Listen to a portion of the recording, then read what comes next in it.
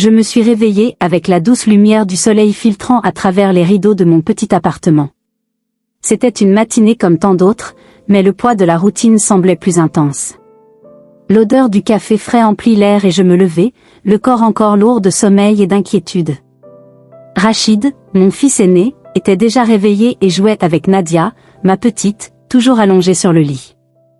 Le son de leur rire m'a apporté un peu de joie, mais la réalité s'est vite installée. « Bonjour mes chers », dis-je avec un sourire, essayant de cacher l'anxiété qui me consumait. Rachid, à 10 ans, faisait déjà preuve d'une maturité qui m'inquiétait. Il se tourna vers moi, les yeux brillants. « Salut maman. Qu'est-ce qu'il y a pour le petit déjeuner ?» demanda-t-il en se levant déjà de table. Nadia, 6 ans, saute du lit et court dans les bras de son frère. « Crêpes aux fruits. Mais d'abord, lavons-nous le visage et brossons-nous les dents, d'accord ?» répondis-je en essayant d'avoir un ton joyeux. Rachid hocha la tête tandis que Nadia sautait autour de lui, pleine d'énergie. Pendant que je préparais les crêpes, mon téléphone portable a sonné sur la table. C'était un message de mon patron, me demandant quel rapport je n'avais pas encore terminé. La pression du travail s'accumulait et je ne pouvais pas me permettre d'échouer. Avec les factures du mois qui s'accumulent, chaque centime comptait. Le retard du loyer me tourmentait et la possibilité de perdre le toit qui abritait mes enfants me rendait angoissée. « Rachid, peux-tu mettre la table, s'il te plaît ?» ai-je demandé, essayant de ne pas laisser apparaître mon anxiété. Il m'a regardé, un peu réticent, mais a accepté. Nadia, avec son innocence, continuait à jouer avec ses jouets sur le sol du salon, sans se rendre compte de la tension qui planait dans l'air. « Regarde, maman. La poupée super-héros !» s'exclama Nadia en brandissant un jouet coloré. J'ai souri, même si je savais que, dans peu de temps, je devrais les laisser seuls pour aller travailler. C'était une routine épuisante, mais c'était le seul moyen de s'assurer qu'ils avaient ce dont ils avaient besoin. Après le petit déjeuner, j'ai habillé les enfants et je me suis préparée à partir. Rachid était plus sérieux que d'habitude et je pouvais dire qu'il ressentait la pression. « Maman, tu rentres tôt aujourd'hui, n'est-ce pas ?» demanda-t-il avec un air inquiet. « Bien sûr, mon amour. J'essaierai de revenir dès que possible. » « Je te promets de t'apporter quelque chose de délicieux, » répondis-je, sachant que je ne pouvais pas le garantir. La vérité était que le travail me retardait souvent. Quand je leur ai dit au revoir, des papillons m'ont envahi. Rachid et Nadia m'ont serré dans leurs bras et j'ai ressenti la force de leur amour. Mais en regardant par la fenêtre, j'ai remarqué que Camille, ma voisine blonde, me regardait d'un œil critique. Son regard m'a dérangé. Il y avait quelque chose chez lui qui me donnait l'impression d'être jugée, non seulement en tant que mère, mais en tant que femme noire luttant pour subvenir aux besoins de sa famille. « Bonne journée, Aïcha », dit-elle sur un ton qui ressemblait plus à une taquinerie qu'à une salutation. J'ai souri en retour, mais le sourire n'a pas atteint mes yeux. « Toi aussi, Camille », répondis-je en essayant de rester cordiale. J'ai quitté la maison, essayant d'ignorer le sentiment inconfortable qui m'accompagnait. La façon de travailler était toujours la même, mais aujourd'hui elle semblait plus longue, plus lourde. J'ai pensé aux défis auxquels je faisais face quotidiennement, les préjugés, la lutte pour un emploi qui payait les factures, et surtout, l'angoisse de laisser mes enfants seuls à la maison. Au travail, la pression augmentait de minute en minute. Mes collègues semblaient indifférents à mes problèmes et j'avais du mal à me concentrer sur mes tâches. Les factures en souffrance me revenaient à l'esprit et chaque email qui arrivait me rappelait ma réalité. L'horloge semblait tourner plus lentement et l'idée de rentrer chez moi, où mes enfants m'attendaient, était ce qui me faisait tenir le coup. Une fois la journée de travail terminée, le sentiment de soulagement fut rapide, mais bientôt remplacé par l'anxiété. Que trouverais-je à mon retour ? Rachid et Nadia étaient mes priorités, mais la lutte contre le temps et les obligations me laissait en état d'alerte constant. Sur le chemin du retour, j'ai visualisé la scène habituelle, Rachid aidant Nadia dans ses activités et tous les deux jouant ensemble. La chaleur de la maison, leur rire, tout ce que je chérissais le plus. Dès que j'ai ouvert la porte de l'appartement, j'ai été accueillie par un silence troublant. Mon cœur battait à tout rompre dans ma poitrine et je les ai appelés. Rachid.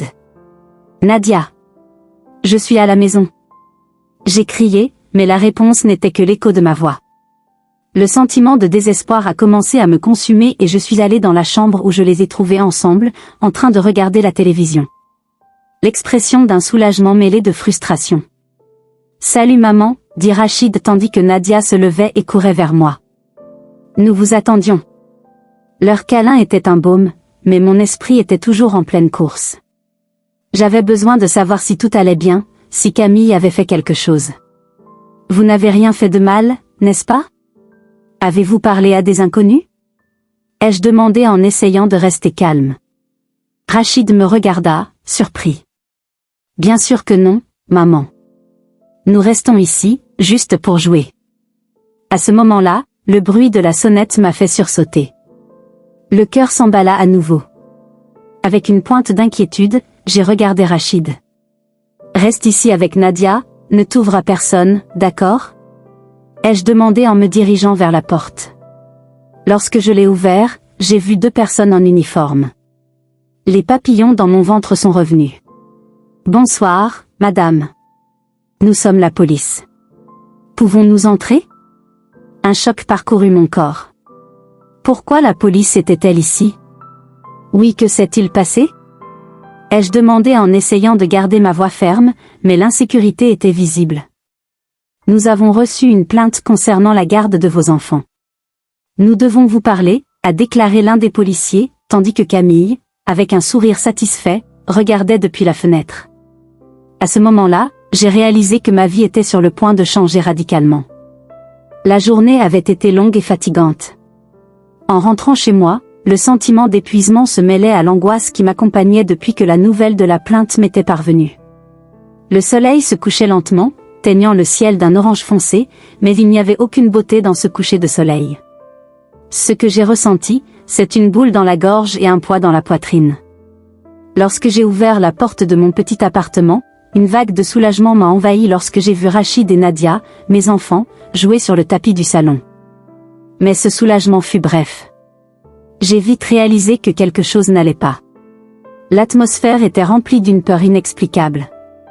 Le regard de Nadia, autrefois si heureux et insouciant, était voilé d'inquiétude. Rachid, avec ses grands yeux curieux, me regardait comme s'il savait que quelque chose allait se passer. Et puis, j'ai vu les silhouettes de 2 policiers à la porte, avec leurs uniformes sombres et leurs expressions sérieuses. Mon cœur s'emballa. « Bonsoir, Madame Aïcha », dit l'un des policiers, un homme à la peau claire et à la posture rigide. « Nous devons vous parler. »« À propos de quoi ?» ai-je demandé en essayant de rester calme. « Je rentre juste du travail et... »« Il s'agit de la plainte que nous avons reçue, » interrompit l'autre policier, une femme au regard impassible. « Une de vos voisines a affirmé que vous aviez abandonné ses enfants. » Ces paroles sonnaient comme un écho lointain, mais les émotions qu'elles provoquaient en moi étaient bien réelles. Abandon? L'image de Rachid et Nadia seuls à la maison m'a traversé comme un couteau. Non, ça ne peut pas être vrai. Dis-je, la voix tremblante. Je n'abandonnerai jamais mes enfants. Je travaille dur pour prendre soin d'eux. Nous avons besoin que vous nous accompagniez au commissariat pour faire une déposition, a poursuivi l'homme, sans montrer la moindre empathie. C'est une procédure standard. Mais qu'en est-il des enfants, supplié. Je ne peux pas les laisser seuls. Une assistante sociale restera avec eux, répondit presque machinalement la femme. C'est le protocole. J'avais envie de crier, j'avais envie de pleurer, mais à la place, une fureur silencieuse a commencé à bouillonner en moi. C'est ridicule. Je suis une bonne mère. Je n'ai rien fait de mal. L'expression de l'homme n'a pas changé. Il m'a juste fait signe de partir. Rachid et Nadia, qui se tenaient désormais à côté de moi, me regardaient avec inquiétude. Je m'accroupis, attirant Nadia contre moi et regardant Rachid dans les yeux. « Reste ici, d'accord? Je serai bientôt de retour, » dis-je, essayant de transmettre la confiance que je ne ressentais pas. Le chemin vers le poste de police était un flou de pensée. À quoi pensait Camille? Pourquoi ferait-elle ça? Et si tout se terminait mal? À mon arrivée, j'ai été emmenée dans une salle d'interrogatoire. C'était froid et austère, et j'avais l'impression d'être traduit en justice. La table entre nous ressemblait à un gouffre impossible à franchir. « S'il vous plaît, expliquez la situation », a déclaré l'un des agents, un homme qui semblait plus intéressé à remplir des formulaires qu'à écouter. J'ai essayé de prendre soin de mes enfants du mieux que je pouvais. J'ai supplié. Je travaille toute la journée, mais je rentre toujours à la maison. Je ne les ai jamais laissés seuls longtemps. Combien d'heures êtes-vous absent, en moyenne ? A-t-il demandé sans me regarder. 5, 6 heures, mais ils ont tout ce qu'il faut. Ils sont contents. J'ai crié, ma frustration débordante. Camille ne sait pas de quoi elle parle. Elle m'attaque juste parce que je suis noire et mère célibataire. Les agents ont échangé des regards et j'ai réalisé que je ne m'occupais pas seulement d'une affaire. J'avais affaire à des stéréotypes, à des préjugés façonnés au fil des générations. Nous devons enquêter plus en profondeur, dit finalement la femme. Une enquête va être ouverte. Mes jambes ont tremblé en entendant ces mots. J'avais envie de crier, mais le son coincé dans ma gorge s'est transformé en un cri silencieux. L'idée que ma vie, ma capacité à être mère, était entre les mains d'étrangers me paralysait. Quand j'ai finalement quitté le commissariat, la nuit était tombée et l'air était épais. Le sentiment de désespoir était presque palpable. Lorsque j'ai ouvert la porte de mon appartement, j'ai trouvé Rachid et Nadia assis sur le canapé, avec à mes côtés l'assistante sociale, une femme aux cheveux gris et au regard compréhensif. « Salut maman », dit Rachid en se levant rapidement. Nous étions inquiets. Moi aussi, mon amour, répondis-je en les enveloppant dans une étreinte serrée. Je suis vraiment désolée pour ça. Je vais tout réparer, je le promets. L'assistante sociale, qui s'est présentée comme Sophie, m'a regardé avec un regard solide et bienveillant. Aïcha, je comprends que c'est très difficile. Je suis là pour aider de toutes les manières possibles. Merci, murmurai-je, ressentant une lueur d'espoir au milieu de la tempête. J'ai juste besoin de savoir que mes enfants sont en sécurité. Ils vont bien maintenant. Mais il faut être prudent, dit-elle sérieusement. Ce rapport pourrait avoir de graves conséquences. Ces mots résonnaient dans ma tête alors que j'essayais de comprendre tout ce qui se passait. J'ai ressenti une vague d'impuissance, comme si les murs autour de moi se refermaient. Rachid et Nadia étaient ma vie et je devais les protéger. Je ne suis pas une mère irresponsable. Dis-je, impulsivement. J'aime mes enfants et je fais tout pour eux. On le sait, Aïcha, répondit Sophie d'une voix douce. Mais nous devons gérer la situation de la meilleure façon possible. Avez-vous du soutien ? Je n'ai personne, avouai-je, la douleur de la solitude s'insinuant dans ma voix. C'est tout ce que j'ai. Elle m'a regardé avec une profonde compréhension. Tu n'es pas seule. On peut trouver des groupes de soutien, des mères qui ont vécu des situations similaires. Vous n'êtes pas obligé d'affronter cela seul. Et là, à ce moment-là, une étincelle de détermination a commencé à briller en moi. Je ne pouvais pas laisser Camille gagner. J'avais besoin de me battre, pas seulement pour moi, mais pour Rachid et Nadia. Comment pourrais-je les échouer ? L'idée que quelqu'un puisse me retirer mes enfants était insupportable. Je vais me battre, Sophie, dis-je avec une nouvelle fermeté dans la voix. Je vais prouver que je suis une bonne mère. Elle a souri et dans cette expression j'ai trouvé un peu d'espoir. Ce ne serait pas facile, mais j'étais déterminée à faire face à tout ce qui arriverait. La vie m'a peut-être renversée, mais je n'étais pas prêt à abandonner. Pas maintenant. Pas quand Rachid et Nadia avaient besoin de moi. La nuit était plus froide que d'habitude et je me blottis sous les couvertures, essayant de réchauffer mon corps épuisé.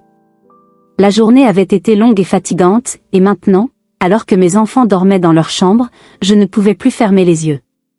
Mon esprit était agité, plein de pensées qui ne me laissaient pas tranquille. Rachid et Nadia étaient sains et saufs, mais l'ombre de la dénonciation de Camille planait sur nous comme un nuage noir. Que pourrait-elle faire ensuite ?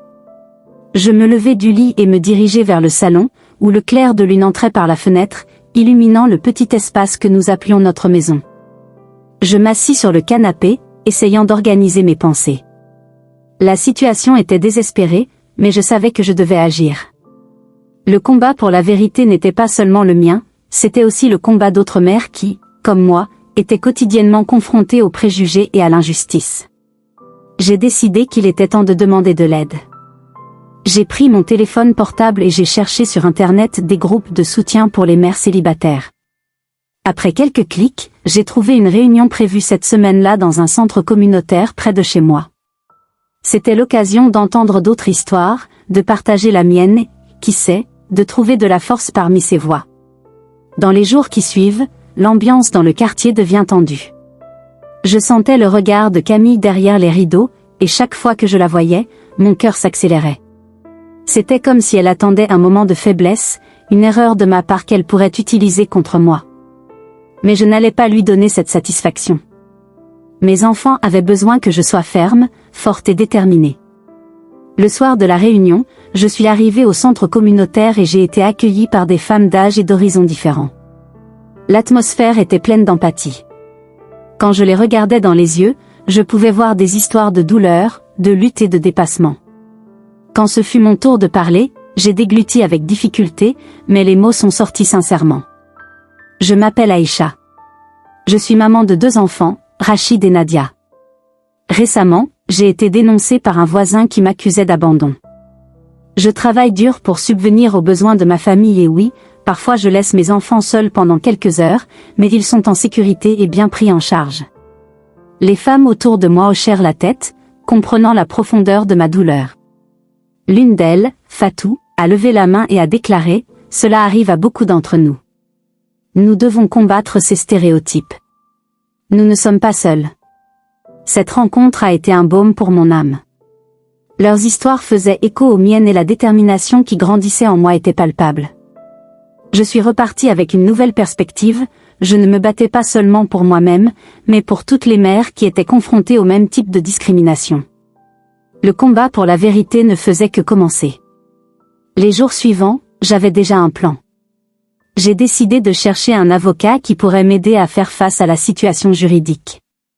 Avec l'aide de Fatou, j'ai pris contact avec Clémentine, une avocate qui travaillait dans la défense des droits civiques et qui souhaitait aider les mères en situation difficile. La conversation avec elle était un mélange d'espoir et d'appréhension. Je comprends ton inquiétude, Aïcha. Combattons cela. Votre histoire est importante, et vous ne devez pas rester silencieux face à cette injustice, a déclaré Clémentine, en revoyant quelques notes dans son carnet. Merci, Clémentine. Je veux juste prouver que je suis une bonne mère. Je ne sais pas comment cette femme a pu avoir le courage de me dénoncer, mais je suis prêt à aller jusqu'au bout, répondis-je, sentant une vague de détermination m'envahir.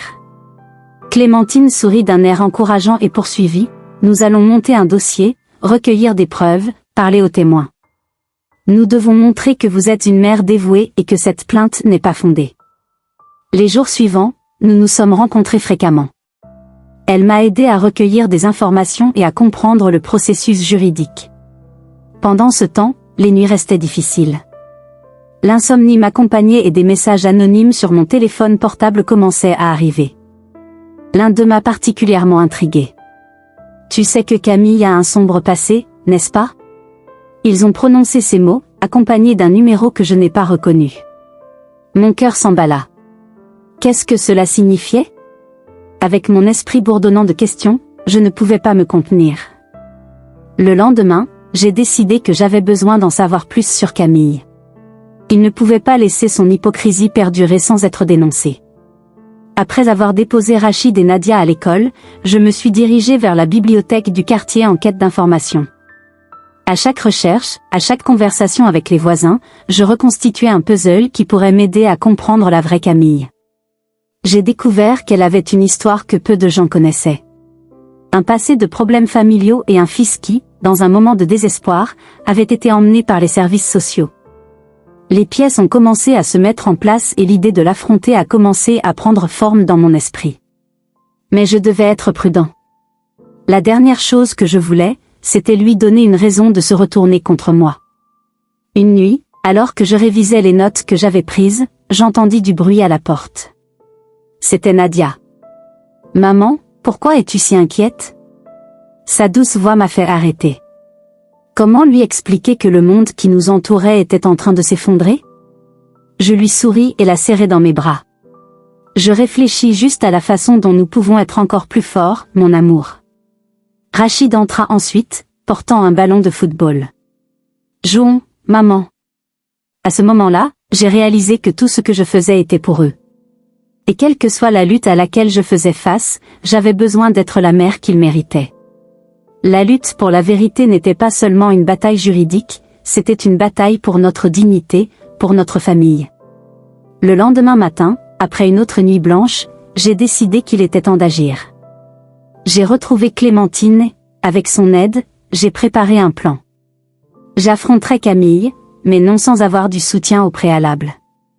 Après avoir rassemblé des preuves et des témoins, je me suis senti plus en confiance. Il était temps de montrer que la vérité prévaut toujours, que je n'étais pas seule et que le combat pour la justice ne faisait que commencer. Le cœur battant, j'ai pris rendez-vous avec Camille. Je savais que ce serait risqué, mais le besoin d'exposer son vrai visage était plus grand. Alors que je me dirigeais vers sa maison, chaque pas me semblait un écho de ma détermination. J'étais sur le point de défier non seulement la femme qui m'avait dénoncé, mais aussi le système qui me faisait me sentir inférieure. Je me suis souvenu des paroles de Fatou et une nouvelle force a surgi en moi. Le combat pour la vérité était plus qu'un combat personnel, c'était une question collective, une voix qui devait être entendue. La brise matinale passait par la fenêtre de ma cuisine, rafraîchissant l'espace pendant que j'organisais les choses pour une autre journée. Rachid et Nadia étaient dans le salon, jouant avec des jouets éparpillés sur le sol. Leur rire était une mélodie qui m'apportait un peu de soulagement au milieu de la pression constante que je ressentais. La routine n'était pas facile, mais j'ai toujours essayé de faire de mon mieux. Cependant, la présence de Camille, ma voisine, pesait dans l'air comme un nuage sombre. Quand j'ai regardé l'horloge, j'ai réalisé que le temps passait plus vite que je ne l'aurais souhaité. Les factures s'accumulaient et le loyer était déjà en retard. Cela m'a rendu agitée. Je ne peux pas laisser cela affecter mes enfants, pensais-je en essayant de conserver une apparence calme, même si à l'intérieur un tourbillon d'inquiétude me dominait. Rachid, l'aîné, remarqua mon silence et s'approcha. « Maman, ça va ?» demanda-t-il avec cette expression innocente que seul un enfant peut avoir. « Oui, je le suis, mon amour, répondis-je, essayant de cacher mon inquiétude. Mangeons avant que je doive partir. » Nadia, avec ses cheveux bouclés en bataille et ses yeux brillants, courut vers la table. « Qu'est-ce qu'il y a pour le petit déjeuner ?» Elle était toujours la plus curieuse et la plus excitée. L'odeur du pain grillé remplissait la cuisine pendant que je préparais un café rapide. Il fallait que je fasse vite, car le jour m'attendait. Pendant que je versais du café, je ne pouvais m'empêcher de regarder par la fenêtre. Camille était là, les bras croisés, et me regardait d'un œil critique. Son cœur s'accéléra lorsqu'il remarqua son visage. Pourquoi toujours elle ? Pensais-je, me souvenant des fois où je l'ai vue me regarder avec méfiance. C'était comme si, dans chacun de mes mouvements, elle cherchait un défaut, une ouverture à critiquer. Allez, les enfants. C'est l'heure de manger. J'ai appelé, essayant de repousser les pensées négatives. Rachid et Nadia se mirent à table, et bientôt le fracas des plats se mêla au rire des enfants. Mais le souvenir de Camille semblait toujours planer au fond de mon esprit. La journée est passée vite et en revenant du travail, j'ai découvert la scène la plus inattendue. La police était à ma porte. Mon cœur se serra. Camille était là, avec un sourire qui n'était pas celui du bonheur, mais du triomphe. « Aïcha, il faut que tu leur parles », dit-elle avec un ton qui me donnait l'impression d'être jugée avant même d'avoir expliqué ma version. « Ce que c'est ? » ai-je demandé, la voix tremblante, alors que les enfants regardaient de loin, confus et effrayés. « Entrons », a dit l'un des policiers, et je n'ai eu d'autre choix que de les suivre dans ma maison, qui ressemblait désormais davantage à la scène d'un drame que je n'aurais jamais voulu vivre. La salle était pleine de questions que je ne comprenais pas. J'ai essayé de leur expliquer que je n'avais jamais abandonné mes enfants, mais la façon dont ils me regardaient était comme si j'étais un criminel. « Vous savez qu'un rapport a été fait, n'est-ce pas ? » a dit l'un des officiers en prenant des notes. « Nous devons enquêter sur les circonstances. »« Mais je suis une mère dévouée. » J'ai protesté, sentant la frustration monter en moi. J'ai laissé mes enfants quelques heures seulement. « Nous comprenons, mais nous devons suivre les procédures, » a-t-il répondu sur un ton qui m'a rendu impuissant. Le sentiment que tout ce que j'avais construit était sur le point de s'effondrer me paralysait. Après cette nuit, mon esprit était dans un tourbillon. L'enquête était en cours et l'idée de perdre Rachid et Nadia me tourmentait. J'ai décidé que je devais faire quelque chose. J'ai rassemblé mes forces et je suis allée dans un centre communautaire où d'autres mères se rassemblaient. La salle était pleine de voix, partageant toutes leurs histoires de lutte et de discrimination. Je ne peux pas rester silencieux, ai-je commencé en levant la main. Je m'appelle Aïcha et je me bats pour prouver que je suis une bonne mère. J'ai été dénoncée par un voisin et tout semble être dû à la couleur de ma peau. Les femmes autour de moi se regardèrent, certaines hochant la tête en signe de solidarité. L'une d'elles, prénommée Samira, s'est levée. Cela arrive à beaucoup d'entre nous. Les gens nous considèrent comme moins capables, et ce n'est pas juste. Leurs paroles m'ont rempli de courage. J'ai été présentée à Clémentine, une avocate qui s'est engagée à m'aider. Je me battrai pour toi, Aïcha. Tu n'es pas seule, dit-elle, et pour la première fois depuis longtemps, j'ai ressenti une petite lueur d'espoir. Ce soir-là, alors que je me préparais à me coucher, j'ai reçu un message anonyme. Camille n'est pas celle qu'elle semble être. Soyez prudent. Mon cœur s'emballa. Qui cela peut-il bien être? Qu'est-ce que cela signifiait? J'ai décidé que je devais en savoir plus sur mon voisin. Au cours des jours suivants, j'ai commencé à enquêter sur Camille. J'ai parlé à d'autres voisins, à la recherche d'informations qui pourraient m'aider. Une femme plus âgée, qui semblait toujours surveiller tout, s'est approchée de moi. Tu sais que Camille a déjà eu un fils, n'est-ce pas, dit-elle avec un regard furtif. Elle a été signalée comme négligente, mais n'a jamais été tenue pour responsable. Comme ça? Ai-je demandé avec incrédulité. Elle a obtenu la garde, mais la situation n'a jamais été bonne. J'ai toujours entendu des rumeurs sur la manière dont elle traitait le garçon, a expliqué la femme. Elle a une histoire qu'elle ne veut pas que vous découvriez. Ses préjugés la poussent à agir ainsi. Ce que j'entendais ressemblait à une arnaque. Camille, la femme qui m'a dénoncé, avait un sombre passé. Mais en même temps, cela a allumé un feu en moi. J'avais besoin de la confronter, j'avais besoin qu'elle paie pour ce qu'elle avait fait. La peur et la colère se sont mélangées en moi et j'ai décidé qu'il était temps d'agir. Cependant, alors qu'il était sur le point de se rendre chez elle, la police est revenue, accompagnée d'un assistant social.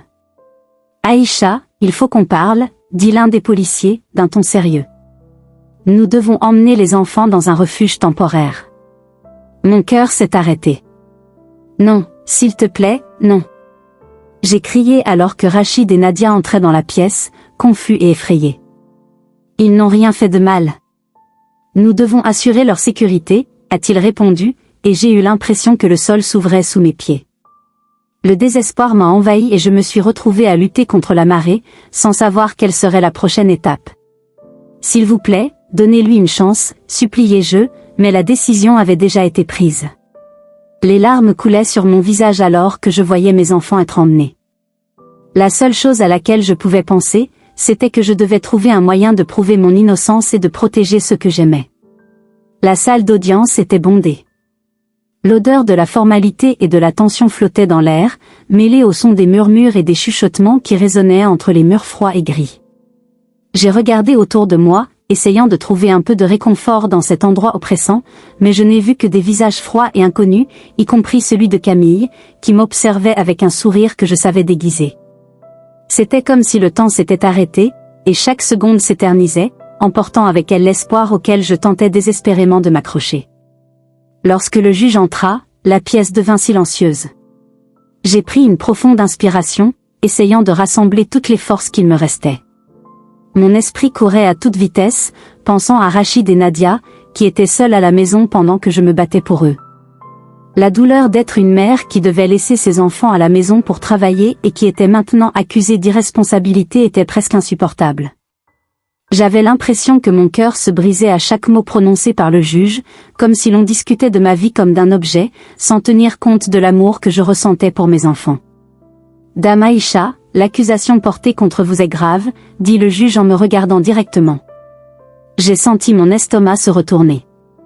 La voisine Camille prétend que vous avez abandonné ses enfants.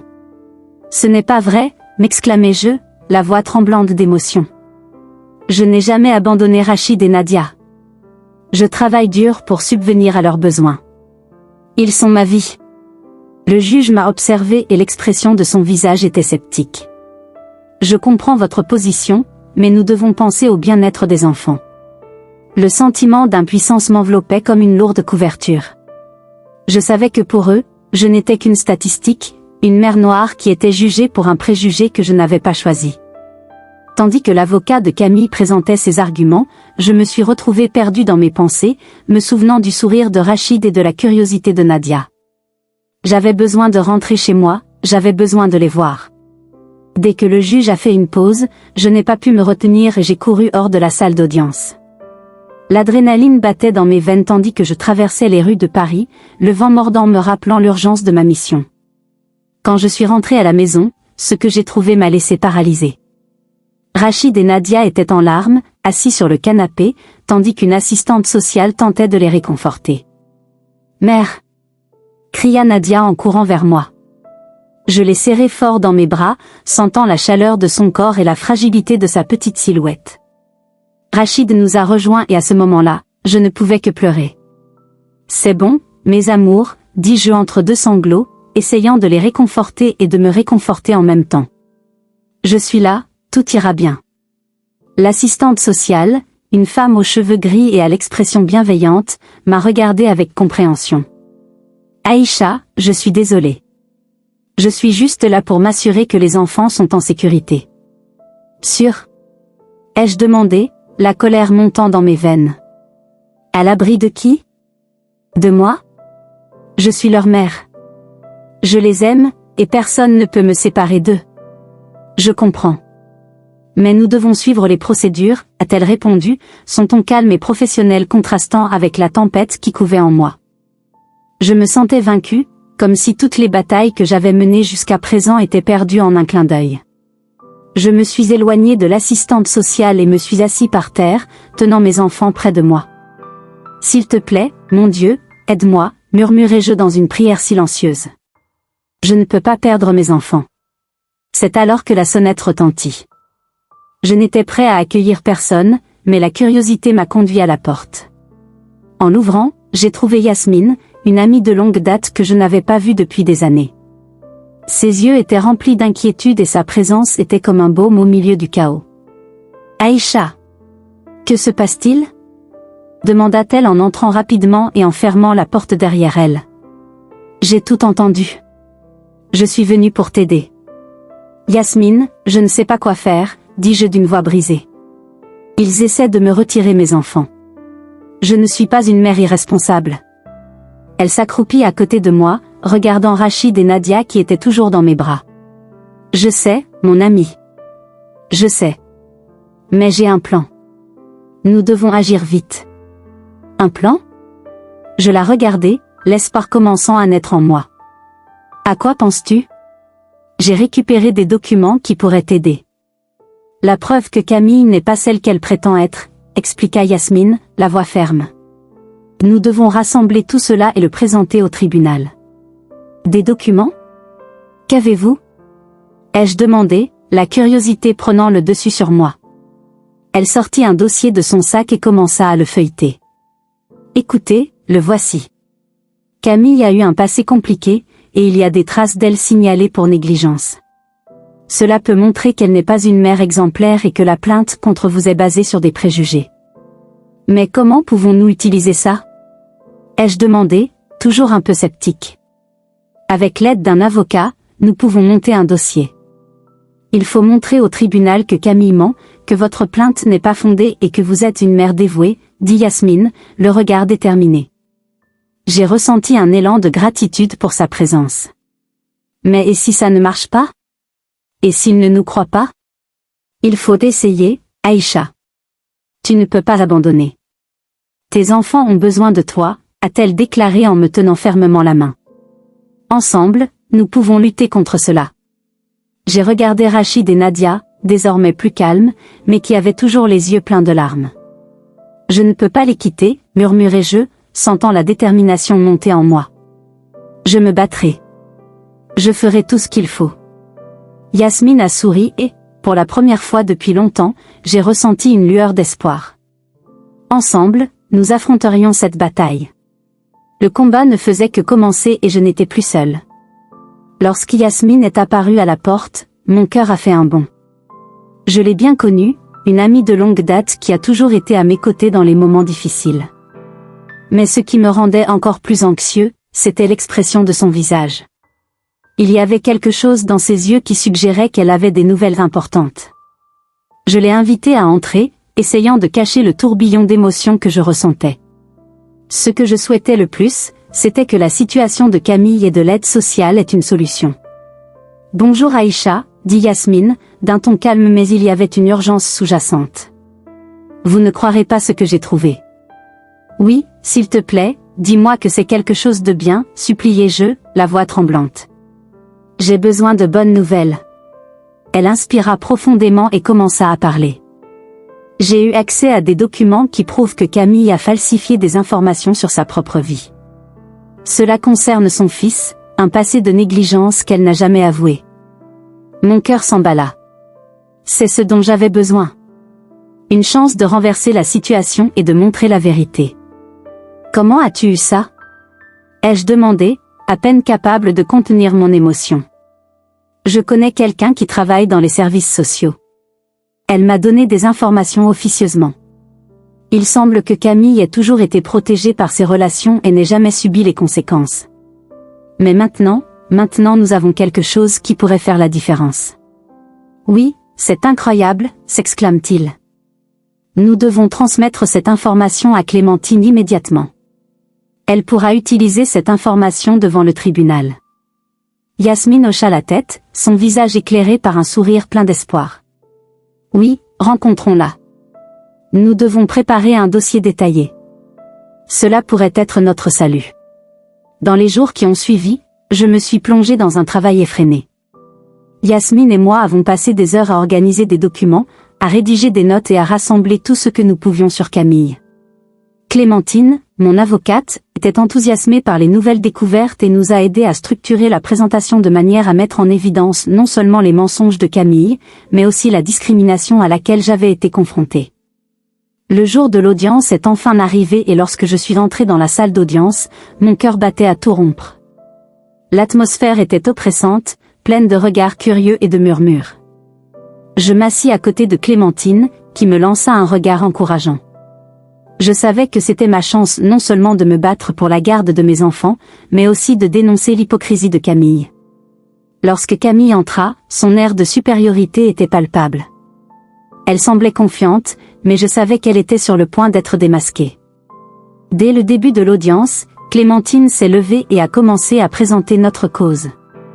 Elle parlait fermement et clairement, et j'ai senti l'adrénaline couler dans mes veines. « Mesdames et messieurs les jurés, » a commencé Clémentine, nous sommes ici aujourd'hui pour discuter de l'accusation de négligence contre Aïcha. Cependant, nous devons approfondir cette situation.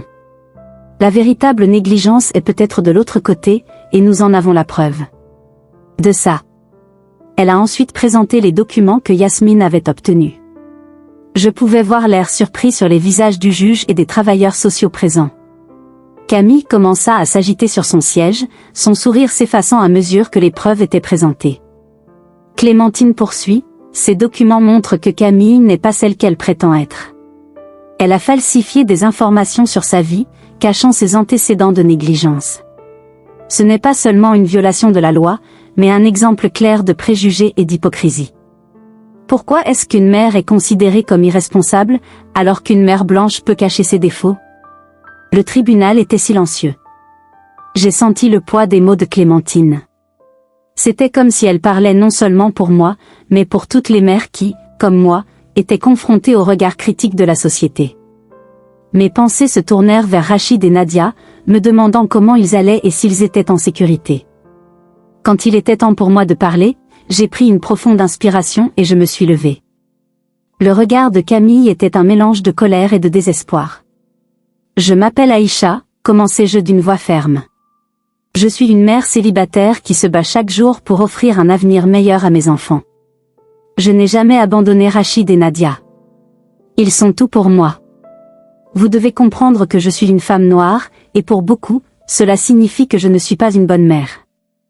Mais les vraies mères irresponsables sont celles qui utilisent leurs privilèges pour dissimuler leurs défauts. La pièce redevint silencieuse. Je pouvais sentir l'énergie changer. Les mots que j'ai prononcés étaient vrais et pleins d'émotion. Je voulais que tout le monde comprenne que mon combat n'était pas seulement pour moi, mais pour toutes les mères confrontées à la même situation. Je ne suis pas une statistique, je suis une mère, continuai-je en regardant directement Camille. Et je ne te laisserai pas me définir ni définir d'autres mères comme moi. Le juge parut impressionné. Y a-t-il autre chose que tu aimerais ajouter, Aïcha? Il a demandé. Oui, dis-je résolument. Je veux que tout le monde ici réfléchisse à ce que signifie être mère. Il ne s'agit pas seulement d'être physiquement présente, mais aussi de se battre pour nos enfants, pour un avenir meilleur. Je ne suis pas la seule à faire face à ce jugement, et il est temps d'arrêter de laisser les préjugés définir nos vies. Quand j'ai fini, la pièce était silencieuse. Le juge regarda Camille, visiblement secouée. J'ai vu la peur dans ses yeux et pour la première fois, j'ai eu l'impression que la balance penchait en ma faveur. Clémentine a tiré sa conclusion, renforçant l'impact des preuves que nous avons présentées et du témoignage émouvant que j'ai livré. Ce fut un tournant, pas seulement pour moi, mais aussi pour la communauté qui nous regardait, espérant que la vérité prévaudrait.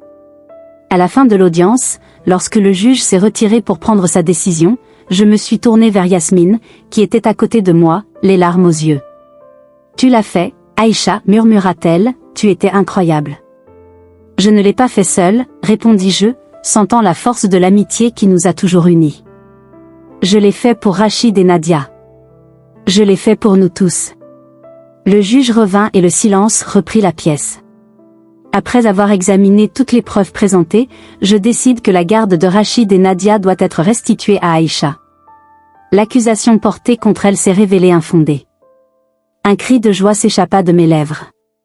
J'avais gagné. J'avais repris ce qui était à moi, ce qui aurait toujours dû l'être. J'ai regardé Yasmine, qui sautait de joie, et Clémentine, qui me souriait avec fierté.